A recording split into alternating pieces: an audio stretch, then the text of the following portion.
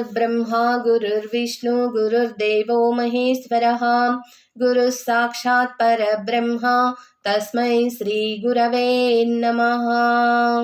ఈ వీడియోలో భగవద్గీత 6వ అధ్యాయం ప్రారంభం చేద్దాము. శ్రీమద్భగవద్గీత అధ షష్ఠోధ్యాయః ఆత్మ సంయమ యోగః.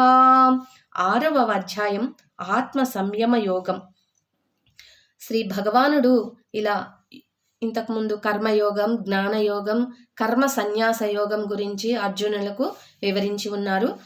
దీనిలో ఈ 6వ అధ్యాయంలో ఆత్మ సంయమ యోగం గురించి శ్రీ భగవాన్ వారు అర్జునుడికి ఏ విధంగా చెప్తున్నారో దాని గురించి వివరిస్తున్నారో చూద్దాం.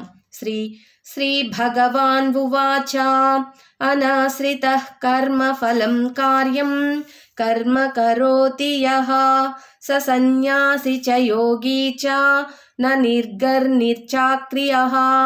శ్రీ భగవానుడు ఇట్లు పలికెను, కర్మఫలమును ఆశ్రయింపక కర్తవ్య కర్మలను ఆచరించువాడే నిజమైన సన్యాసి, నిజమైన యోగి. కానీ కేవలం అగ్ని కార్యములను త్యజించినంత మాత్రమున సన్యాసి కాడు. అట్లే కేవలం క్రియలను త్యజించినంత మాత్రమున యోగియునూ కాదు.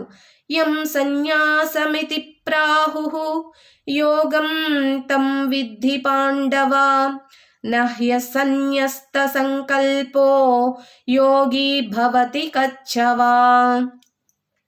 ఓ అర్జున, సన్యాసము అని పిలువబడినదియే యోగము అని తెలుసుకొనుము.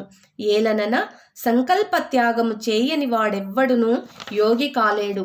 ఆరుషోర్ముర్నేర్యోగం కర్మ కారణముచ్యతే యోగారూఢస్య తస్యైన శమః కారణముచ్యతే.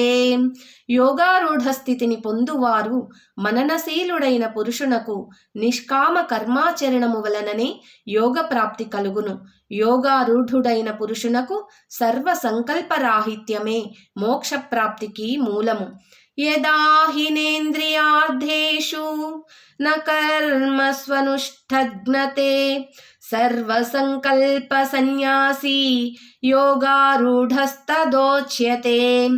ఇంద్రియ భోగములయందును కర్మలయందును ఆసక్తుడు కాక సర్వ సంకల్పములను త్యజించిన పురుషుడు యోగారూఢుడని చెప్పబడును. ఉద్ధరేదాత్మనాత్మానం నాత్మానమనసాదయేత్ ఆత్మైవ హ్యాత్మనో బంధు ఆత్మైనవ రిపురాత్మనః. మనుజులు ఈ సంసార సాగరము నుండి తమను తామే ఉద్ధరించుకొనవలెను. తమకు తామే అధోగతి పాలు కారాదు. ఏలనన లోకములో వాస్తవముగా తమకు తామే మిత్రులు, తమకు తామే శత్రువులు. బంధురాత్మాత్మనస్తస్య ఏనాత్మైవాత్మనా జితః అనాత్మానంస్తు శత్రుత్వే వర్తేతాత్మైవ శత్రువత్. మనస్సుని ఇంద్రియములను శరీరమును జయించిన జీవుడు తనకు తానే మిత్రుడు. అట్లు జయింపనివాడు తనకు తానే శత్రువు. అనగా జితేంద్రియమునకు మనస్సు, ఇంద్రియములు, శరీరము భగవత్ ప్రాప్తి సిద్ధికై మిత్రుని వలె సహకరించును. అట్లు కాక జితేంద్రియుడు కానివానికి మనస్సు, ఇంద్రియములు, శరీరము శత్రువుల వలె ప్రవర్తించి లక్ష్య సాధనకు అవరోధకములుగా నిలుచును. జితాత్మనః ప్రశాంతస్య పరమాత్మా సమాహితః శీతోష్ణ సుఖ దుఃఖేషు తదా మానవమానయోః. శీతోష్ణములు, సుఖదుఖములు, మానవామానములు మున్నగు ద్వంద్వముల యందు అంతఃకరణ వృత్తులు నిశ్చయముగా ఉండి స్వాధీనమైన ఆత్మగల పురుషుని జ్ఞానమునందు సచ్చిదానంద ఘన పరమాత్మ చక్కగా స్థితుడైయుండును. అనగా పరమాత్మ తప్ప అతని జ్ఞానమునందు అన్యమేదియునూ ఉండదు. జ్ఞాన విజ్ఞాన తృప్తాత్మా కూటస్థో విజితేంద్రియః యుక్తయుత్యుచ్యతే యోగి సమలోష్టాస్మ కాంచనః.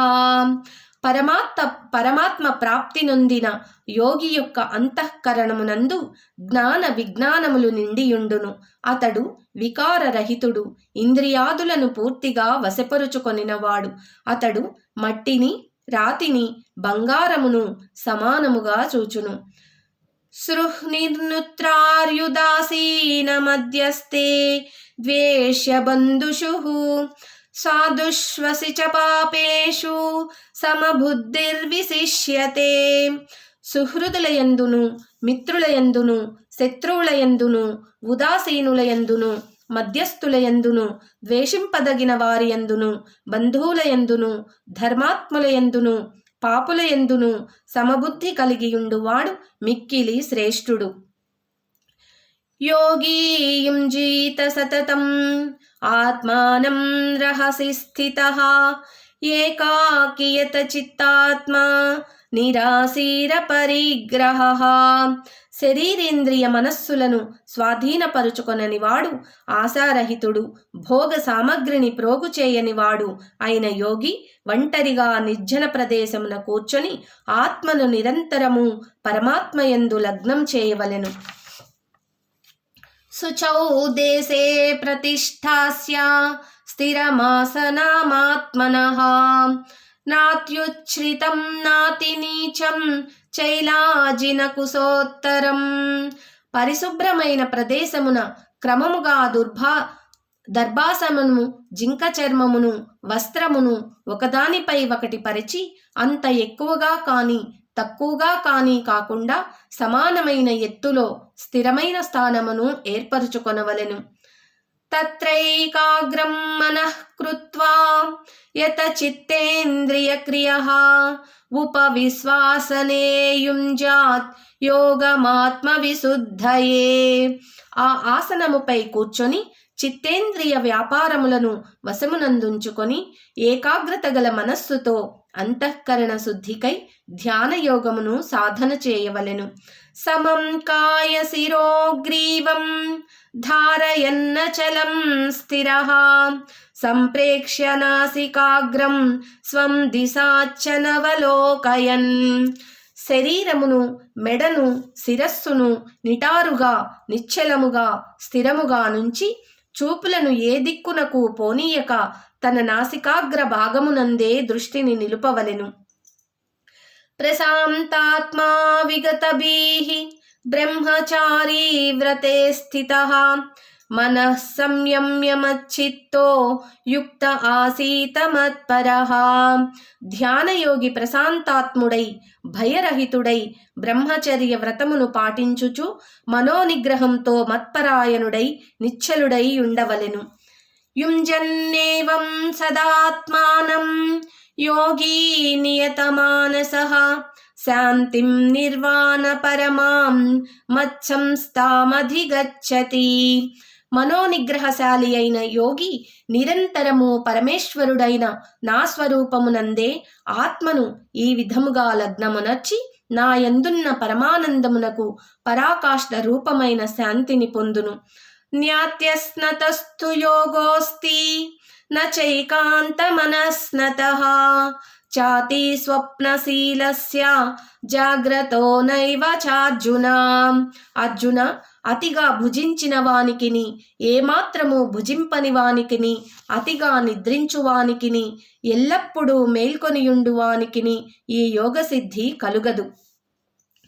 యుక్తాహార విహారస్య యుక్త్యచేష్టస్య కర్మసు యుక్త స్వప్నావబోధస్య యోగో భవతి దుఃఖః.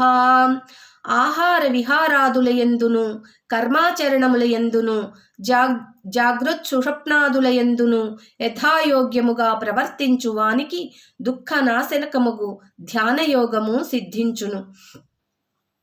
యథా వినియతం చిత్తం ఆత్మన్యేవావతిష్ఠతే నిస్పృహః సర్వకామేభ్యో యుక్తయుత్యుచ్యతే తదా. చిత్తమును పూర్తిగా వశమునందుంచుకొని దానిని పరమాత్మయందే స్థిరముగా నిలిపినప్పుడు పురుషుడు సర్వభోగములయందును స్పృహారహితుడగును. అప్పుడతడు యోగయుక్తుడనబడును.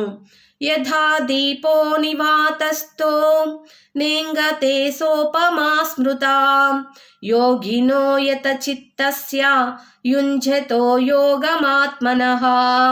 వాయుప్రసారము లేని చోట నిశ్చలముగా నుండు దీపము వలె యోగికి వశమయ్యున్న చిత్తము పరమాత్మ ధ్యానమున నిమగ్నమయ్యున్నప్పుడు నిర్వికారముగా నిశ్చలముగా నుండును. యంత్రో పరమతే చిత్తం నిరుద్ధం యోగ సేవయాం యత్ర చైవాత్మనాత్మానం పశ్యన్నాత్మని తుష్యతి. ధ్యాన యోగ సాధనచే నిగ్రహింపబడిన చిత్తము ఉపరతిని పొంది పరమాత్మను ధ్యానించుట ద్వారా పవిత్రమైన సూక్ష్మబుద్ధితో ఆ భగవానుని సాక్షాత్కరింపచేసుకొని యోగి ఆ సచ్చిదానంద పరమాత్మయందు సంతుష్టుడగుచున్నాడు. ఈ 6వ అధ్యాయంలో ఆత్మ సంయమన యోగంలో శ్రీకృష్ణ భగవానులు అర్జునుల వారికి అసలు ధ్యాన యోగం ఆత్మ సంయమన యోగం ఎలా చేయాలి, ఎలా కూర్చోవాలి, ఎలా మన వశాన్ని మనం మనసుని వశపరుచుకోవాలి అనేది చెప్తున్నారు. ఆ యోగం చేయటం వల్ల కలిగే ఫలితాలను ఆయన మనల్ని ఎలా సంతుష్టిపరచాలో, మనం ఆ యోగ సిద్ధి చేసినప్పుడు ఆయన మనల్ని ఎలా కాపాడుతూ ఉంటారో, మనకు ఆయన ఎలా గోచరం అవుతారో చెప్తున్నారు. ఇంకా చెప్తూనే ఉన్నారు. అవి రేపటి వీడియోలో తెలుసుకుందాం. ఓం శ్రీ కృష్ణార్పణమస్తు. ఓం నమో భగవతే వాసుదేవాయ. ఓం శ్రీ మాత్రే నమః. ఓం గురుభ్యో నమః. స్వస్తి.